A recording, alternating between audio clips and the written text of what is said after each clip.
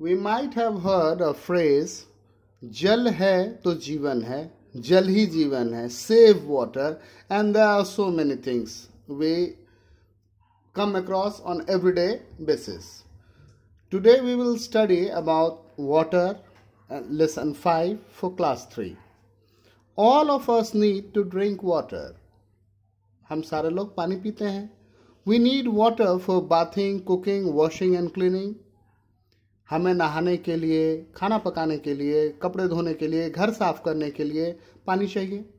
We also need water to grow crops. और हमें पानी चाहिए खेतों में सिंचाई करने के लिए, इरिगेशन के लिए. We cannot live without water. हम पानी के बिना नहीं रह सकते. Let us see if we can learn a bit more about water. आइए पानी के बारे में थोड़ा और पढ़ते हैं. अगर मैं इसमें थोड़ा सा और साइंस इसका बताऊं तो आपको जान करके ये अच्छा लगेगा कि हमारे बॉडी का मैक्सिमम पार्ट जो है वो वाटर से बना हुआ है. बहुत सारे फ्रूट जो खाते हैं उसमें बहुत ज़्यादा, जैसे वाटरमेलन है तो it is almost approx more than 90% water and like that. हमारे बॉडी में भी हमारा ब्लड जो है वो लिक्विड फॉर्म में है. तो बॉडी में वाटर का क्या इंपॉर्टेंस है? सबसे पहले तो ये न्यूट्रिएंट्स को एक जगह से दूसरे जगह ले जाने में मदद करता है. ये और क्या करता है? हमारे बॉडी से एक्सक्रेटरी सब्सटेंसेस को वो निकालने में मदद करता है. कंस्टिपेशन नहीं होने देता है. बॉडी के टेम्परेचर को रेगुलेट करता है. And there are so many other vital functions. A few things about water. Look at a glass of water. What colour is it? Pure water, you know. Pure water hasn't got any taste. कोई स्वाद नहीं है, कोई colour नहीं है, कोई smell नहीं है और कोई भी विजिबल impurity नहीं है. What color is it? Water does not have any color. It is colorless. Taste it. Is it sweet, sour, bitter or salty? We know that pure water is tasteless. Nor does it have any smell, and pure water don't have any odor. Put a few cubes of ice in a bowl. Wait for some time. All the ice will melt into water. Place the ball of water in a freezer.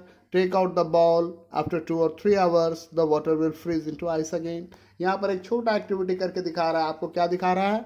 Melting और freezing दिखा रहा है. Physical changes की बात कर रहा है कि वाटर को अगर आप आइस को अगर आपने खुला छोड़ दिया, उसने एटमॉस्फेयर से बाहर से इन्वायरमेंट से टेम्परेचर लिया and it will melt into water. And when you put it back into the freezer, it becomes ice again.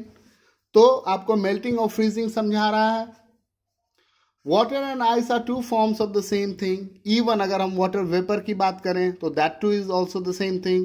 Ice is solid and water is liquid. Ice solid form है, water liquid form है. और अगर हम vapor की बात करें तो वो gaseous form है. Ice melts to form water and water freezes to form ice. Ice पिघल करके पानी बना और पानी जम करके बर्फ बना. Ice melts when you bring it out of the freezer because the room is warmer than the freezer. आपके फ्रीजर का टेम्परेचर जो है वो माइनस में होता है या 1 डिग्री 2 डिग्री 4 डिग्री सी. लेकिन आप जिस एनवायरनमेंट में हैं वहाँ अभी जैसे मान लीजिए गर्मी का टाइम है तो temperature up to 40 degree. Winter में भी 4 5 6 8 ऐसा टेम्परेचर रहता है और इस टेम्परेचर पे वाटर लिक्विड फॉर्म में होता है. So heat makes ice melt और हीट की वजह से आइस मेल्ट कर जाता है. Water freezes inside the freezer. Water जो है वो फ्रीजर में जम जाता है which is much colder than the room. और आपका फ्रीजर जो है वो आपके कमरे से बहुत ठंडा है. So water freezes when you cool it. इसलिए पानी जम जाता है जब आप इसको ठंडा करते हैं. Ask an adult to boil some water. यहाँ पर आपको एक एक्टिविटी करने के लिए कह रहा है और उसमें आपको किसी का सुपरविजन चाहिए. Do not do activity alone. Pour it in a mug.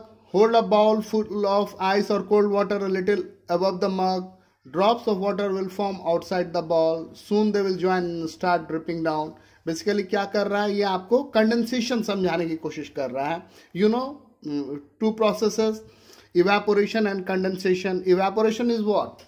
When we heat a liquid, it gets converted into gas and that phenomena is known as evaporation. And when the vapor cools down, it becomes what? Liquid again, and that is known as condensation. तो यहाँ पर वही दिखा रहा है कि bowl में ice cube लिया, ये बॉल जो आप ऊपर देख रहे हैं इसमें आइस क्यूब है, जग में गर्म पानी है, इससे वेपर उठ रहा है और वेपर यहाँ पे कटोरे पे जम करके वापस लिक्विड में बदल रहा है। When we heat water, जब पानी को गर्म करते हैं, it boils and changes into water vapor, तो ये बॉयल करता है और वाटर वेपर में कन्वर्ट हो जाता है। Water vapour is the gaseous form of water, water vapour जो है वो वाटर का गैसियस फॉर्म है। The water vapour rising from the mug gets cooled and when it comes near the bowl of ice, जो vapour उठ रहा है उस जग से वो उस कटोरे में जो आइस है उसके कांटेक्ट में आकर के ठंडा होता है और वहां पर वो कंडेंस होकर के फिर वापस लिक्विड में बदलता है। When water vapor cools, it changes into water, and this is how drops of water from outside the bowl of ice, और इसी कंडेंसेशन की वजह से आप बाउल के बाहर में वाटर ड्रॉपलेट्स देख पा रहे हैं। You can do this activity at your home. So water has three forms. The solid form is ice. Water का solid form ice है, liquid form water है, और इसका जो gaseous form है that is vapor, water vapor। Ice को heat किए liquid में, लिक्विड को और गर्म किए तो गैस में, गैस को कूल किए तो लिक्विड में, लिक्विड को और कूल किए तो सॉलिड में, and in this way this process goes on. Solid, liquids and gases. Everything that you see around you is solid or a liquid or a gas. आप अपने आसपास जो कुछ भी देख रहे हैं वो बेसिकली इन्हीं तीन स्टेजेस में होता है, सॉलिड, लिक्विड और gas.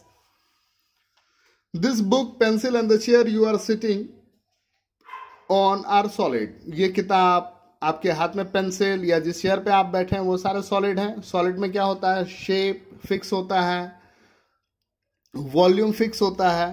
Water, milk and oil are liquid, water, milk, oil ये सारे लिक्विड हैं। आप किसी और लिक्विड का नाम बता सकते हैं, जूस, बॉडी में जो ब्लड है ये सारा जो है वो लिक्विड फॉर्म में है। लिक्विड में क्या है कि वॉल्यूम तो फिक्स रहता है बट शेप नहीं, आप उसको जिस कंटेनर में डालोगे वो उसी का शेप ले लेगा। Water vapour is gaseous and so is air around you, water vapour जो है वो गैसियस फॉर्म है और हमारे आसपास का एयर भी गैस है। Solids have a shape of their own, her solid में अपना शेप होता है। यहाँ पे बहुत सारा चीज दिखा रहा है, एक स्केच पेन है, बुक है, पेंसिल है, इरेजर है, शार्पनर है, एक बॉल भी है। For example book, balls, pens have a shape of their own. Liquids do not have a shape, liquid में अपना फिक्स शेप नहीं है। They take on the shape of the container they are in, और liquid जो है वो क्या करता है, जिस कंटेनर में आप उसको रखेंगे वो उसका शेप ले लेगा। पोर वाटर इनटू ग्लास, यहाँ एक एक्टिविटी करने के लिए बोल रहा है। ग्लास में डालिएगा तो ग्लास का शेप ले लेगा, बॉल में डालेंगे तो बॉल जैसा बन जाएगा, कप में डालिएगा तो कप जैसा हो जाएगा। पोर वाटर इनटू ग्लासेस और containers of different shapes, you will notice that water takes on the shape of the container, और वाटर ने क्या किया, कंटेनर का शेप ले लिया। Try the same thing with milk और विथ जूस और with any other liquid. The water vapour rising from the mug did not have any shape, जो वेपर है उसमें कोई शेप नहीं है। When you feel air in a balloon, air takes on the shape of the balloon. It does not have a shape of its own. Like liquid, gases do not have a shape. Gas में भी उसका भी एक fix shape नहीं है। Water changes form in nature.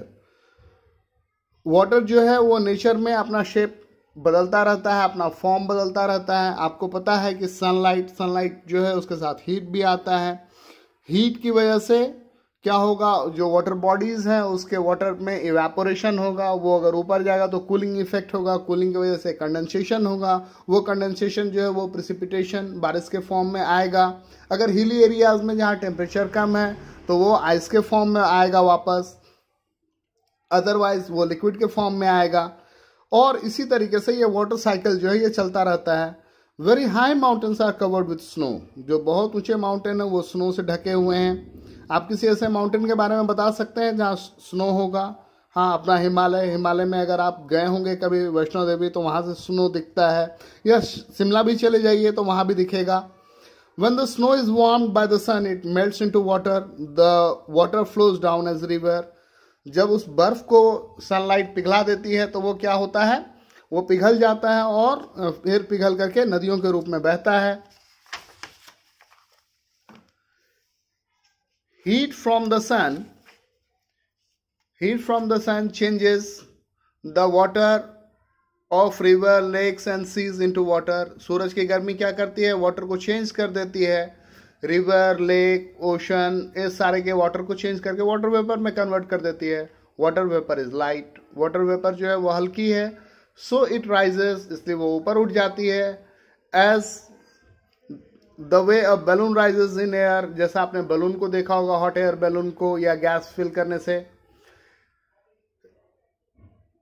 As it comes into contact touch with cool air, then it cools and changes into tiny drops of water. और जब ये और ठंडी होती है तो ये tiny drops of water में convert हो जाती है। The drops of water join together and float about as clouds. और वो join करके cloud बन जाते हैं और हवा में उड़ते रहते हैं। Clouds and balloons can float in the air because they are light. और ये सारे हवा में उड़ सकते हैं, क्यों? क्योंकि ये हवा से हल्के हैं। यहाँ पर आपको दिखा रहा है कि कैसे वाटर वेपर का फॉर्मेशन हो रहा है, कैसे उठ रहा है। सन भी दिखा रहा है, ओशन भी दिखा रहा है। When many drops of water join together, they become heavy. जब वो एक साथ बहुत सारे मिल जाते हैं तो heavy हो जाते हैं। The big drops cannot float anymore. और जो बड़े ड्रॉप हैं वो ज़्यादा देर उड़ नहीं सकते। They fall over land, river and seas as rain. और वो वापस ज़मीन पे गिर जाते हैं बारिश के फॉर्म में। Sometimes the drops of water float in the air, become very cold and freeze, then they come down as snow और hail. Hailstones are little balls of ice. और अगर हवा में सस्पेंडेड रह गए और वो वहाँ उनकी कूलिंग ज़्यादा हो गई तो वो फिर एज अ स्नो या हेल के फॉर्म में, ओले के फॉर्म में आते हैं। So water keeps changing from the liquid state, solid to liquid to gas in nature. और इस तरीके से हम देखते हैं कि water keeps on changing its state. Now here are some of the questions. I am sure since you have gone through this chapter you can easily do it. Thank you. Keep watching, keep learning.